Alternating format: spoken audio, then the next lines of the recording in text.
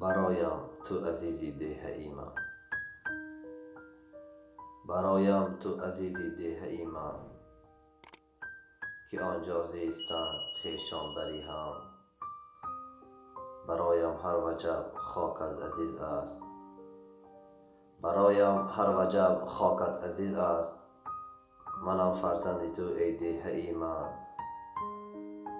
پدر مادر مرا پرورده آنجا،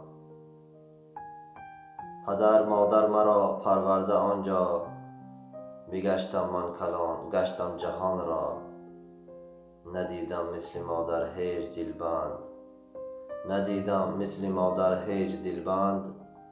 چو مادر تو عزیزی ده ایمان.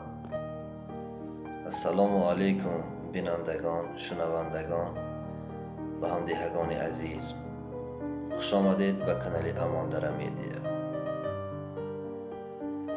یک چندی از برادران این دیه از من خواستند که یک نواری از آبادانی دیه پیشکش نمایم،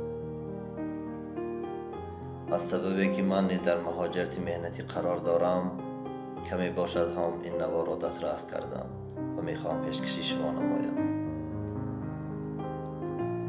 برادران عزیز، بیایید بی‌طرف نباشیم، دستی همدیگر را گیریم و دیه همان را از این زیادتر آباد کنیم. چنان استاد گفت اگر خیری کنی وقتی سحر کن، زبانی خود همیشه چون شکر کن. دل آزاری مکن در زندگانی، غریبان و یتیمان را نظر کن. تشکر زیاد، نوار را تا آخر تماشا کنید.